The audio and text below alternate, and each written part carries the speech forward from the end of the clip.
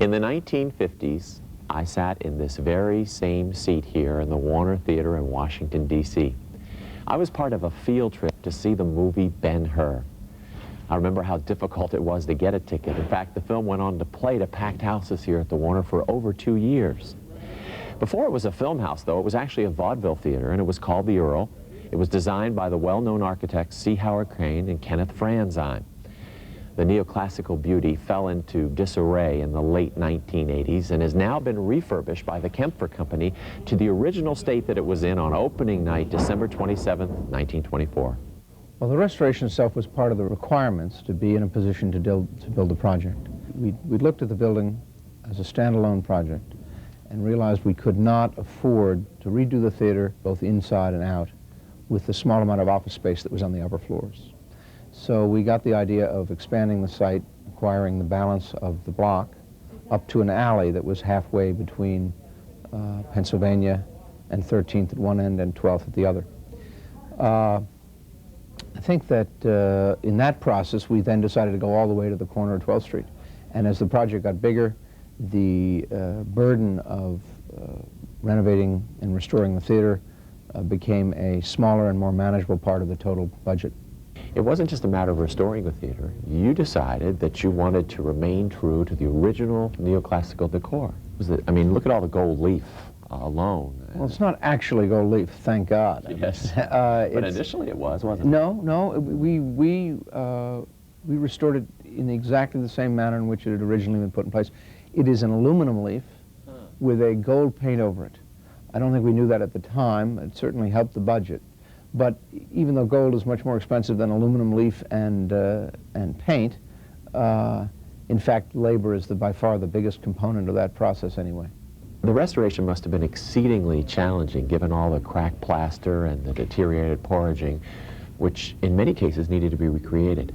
We had to go back with a firm called Traceries and find both photographs and drawings, the original linens for the building, and people who had been here and who knew, and do our best to bring back what was no longer available. We, for example, out in the front hall, the 3 large chandeliers were missing. Our Dutch partner, in fact, owned 3 beautiful chandeliers, which he gave to us. We had those restored, electrified. They had hung in some fancy baronial hall in England and installed here. I understand that there's an interesting story connected with the second-tier chandelier. It took quite a lot of work to put it all back together again. I think that some of the pieces and the original, for example, the original organ had just disappeared off the face of the earth. At some point there was a magnificent organ here, and we have been trying to track it down for 4 or 5 years. Various people who are in the music community here, in the arts community, have given us leads, and we've never really been able to find it. It was stolen, but I'm sure it now is resting happily, I hope it is, in somebody's arms who doesn't know that it was ill-gotten gain. 68 years after its first opening night, the Warner Theater reopened. This second opening night in 1992 captured much of the glamour and excitement befitting an historic movie in Vaudeville Palace.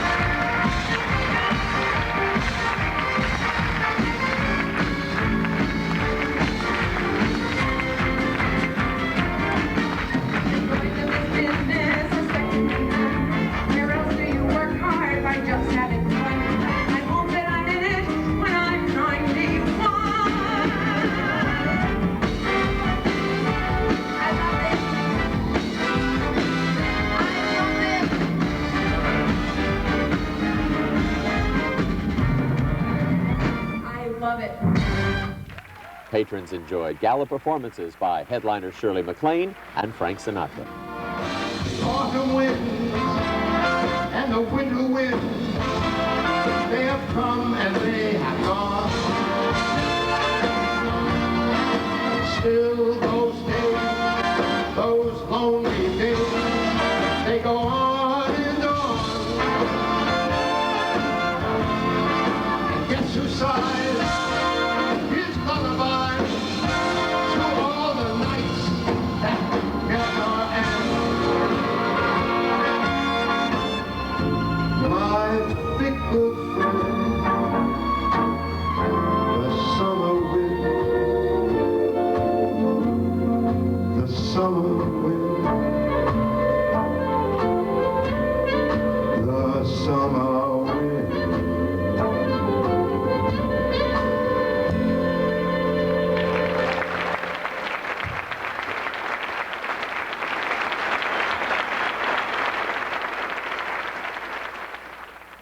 2,000 people walking through the door on our first night, trial run for everything, and it was fabulous. It worked, everything backstage was fine, front of house, box office. Came off without a hitch. Yeah, dynamite staff. The old Earl Theater, the Warner, started as a vaudeville house. Then, of course, it became the movie house. Ultimately, it was a mixed bag of shows, I guess, in the 70s and 80s. Now you have it in a completely renovated form, and yet you're open at a time when the economy is not what it should be. What a tremendous challenge this must be for you and for your management company. Do you think the key here is going to be diversity of shows? Exactly, and at this point we're focusing mostly on looking at our local promoters who are hopefully very much in touch with Washington audiences. They've worked in the city for a long time. They know what people like to see. And hopefully they're accurate in what they're telling us. And fortunately for us, our first year is primarily booked with shows that are being brought in by the local promoters. And we'll see how it sells. David, the New York Broadway scene has a certain tradition that will preserve it, I would imagine, in good times and in bad. And of course, when you think of New York, you think of this economically privileged class, which helps sustain the theater tradition. In the Washington area, we have this burgeoning middle-class environment, and I would imagine at times they wouldn't necessarily be supportive of a $100 ticket price or what have you. So there is this challenge of finding shows that are not only quality, but also affordable. Absolutely. And for us, we're dealing with a lot of national touring companies, shows that, of course, have played Broadway, but when you take a show on the road, of course, you're not dealing with the cost that you'd normally see on Broadway. The trick is, of course, finding an audience that is interested in seeing the show. If it's a show that, say, for example, didn't receive rave reviews on Broadway, that has a smaller following, you can guarantee that it's a real tough sell for Washington. And in my experiences dealing with the audiences here, the most successful Broadway shows are the shows that, of course, have received rave reviews, so everyone in Washington flocks to the theater.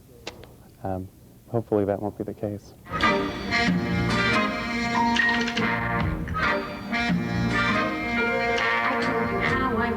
Right from the very start, we're all in this together, and you did your part to make the time go by so quickly tonight. You made me feel I'm finally getting it right. One thing I should explain before the music ends: we started off as strangers, now I think we're friends, and if friends we are, then I'm so excited, I'm so delighted, I'm so excited, I'm real dramatic.